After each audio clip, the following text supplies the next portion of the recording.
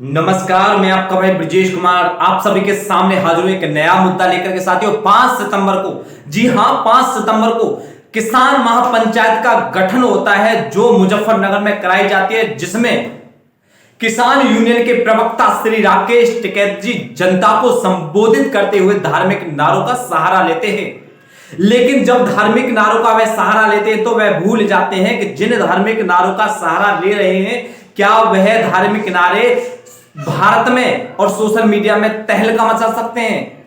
आप लोग सोच रहे होंगे कि हां हो भी सकता है और ना भी हो सकता। तो साथियों मैं आपको बता देता हूं, उन्होंने 3 धार्मिक नारों का सहारा लिया, जिसमें सबसे पहले वाहेगुरु का खालसा वाहेगुरु जी की फतेह, जो बोले सोनियाल सत श्री अकाल और अल्लाह अकबर, इसके साथ साथ हर हर महादेव के नारे बोले।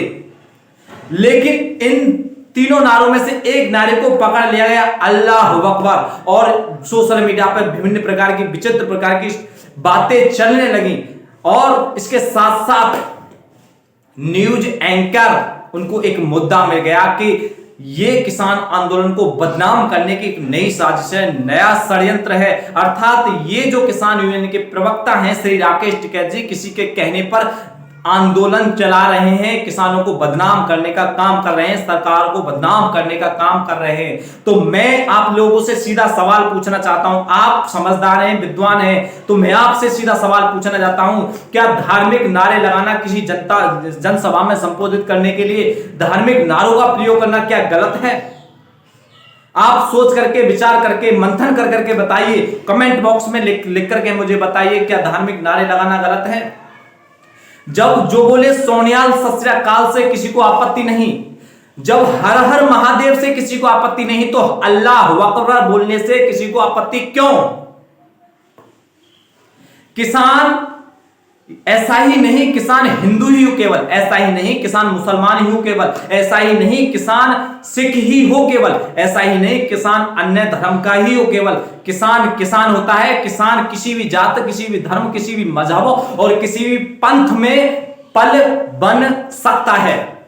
लेकिन हमें जो पसंद है हम उसे स्वीकार करते हैं। उनमें से ही कुछ ऐसे मूर्ख हैं जिन्होंने इस नारे को लेकर के बहुत बड़ा बखेड़ा खड़ा कर दिया सोशल मीडिया में, और बतानी विचित्र विभिन्न प्रकार की बातें श्री राकेश टिकैत जी को बोलने लगे। तो मैं उन मूर्खों को बताने देना चाहता हूं, आपकी सबसे बड़ी मूर्खता यह है कि आप ना तो समाज को एक करना चाहते हैं, ना ही आप देश को एक करना चाहते हैं, और परिणाम स्वरूप यही होगा जो पहले होता हुआ है। हमारा देश 4-5 देशों के टुकड़ों में बट गया, और फिर ऐसा ही होगा जब हम किसी धार्मिक नारे को बोलें और बोलने के बाद सामने वाला आपत्ति उठाए तो क्या होगा? हम दो धर्म के व्यक्तियों में आपस में टकरार होगी, मनमुटाव हो जाएगा, एक दूसरे के प्रति नफरत हो जाएगी। परिणाम स्वरूप क्या होगा? एक दूसरे के प्रति इतनी नफरत पैदा हो जाएगी कि वह एक दूसरे को मारने के लिए तैयार हो जाएंगे।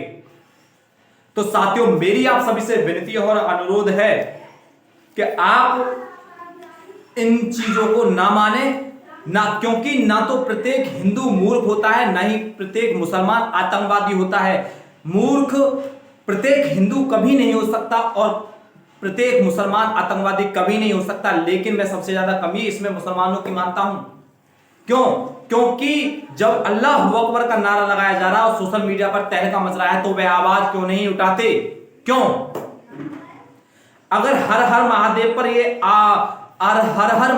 पर ये बखेड़ा खड़ा हो जाता तो बहुत सारे हिंदू सोशल मीडिया पर तहलका मचा देते। लेकिन कोई मुसलमान तहलका मचाने के लिए, इसका विरोध करने के लिए आगे क्यों नहीं आया? क्यों? तो साथियों मेरी आप सभी से विनती और अनुरोध है कि आपको मेरा वीडियो अच्छा लगा तो शेयर करें, और आपसे ये भी विनती करता हूं कि आप किसान आंदोलन को बदनाम करने का एक षड्यंत्र पैदा ना करें। क्योंकि जो किसान लगभग 1 वर्ष से अधिक हो चुका है, किसान 1 वर्ष से अधिक दिल्ली बॉर्डर पर बैठे हुए हैं, आप उनका सहारा नहीं बन सकते, आप उनको सपोर्ट नहीं कर सकते, तो आप उन्हें बदनाम ना करें। क्योंकि अगर आप उन्हें बदनाम कर रहे हैं तो ये वो बदनाम नहीं हो रहे, आप बदनाम हो रहे। ध्यान रखना, जिस दिन भारत का किसान बिगड़ गया ना, तो तहलका मचा देगा, आग लगा देगा, सरकार को उलटफेर कर देगा। होगा परिणाम स्वरूप वही जो तालिबानी कर रहे हैं अफगानिस्तान में, होगा वही। अभी चुप है किसान, क्यों? क्योंकि वह भी यह चाहता है कि हमारे देश में एकता अखंडता बनी रहे, संविधान से राज चलता रहे। अगर संविधान को चराबी हाथों में उठा लिया इन किसानों ने तो ध्यान रखना, ना तो सरकार बचेगी, ना सरकार को चलाने वाले बचेंगे, और इनके सपोर्टरों का तो सत्यानाश ही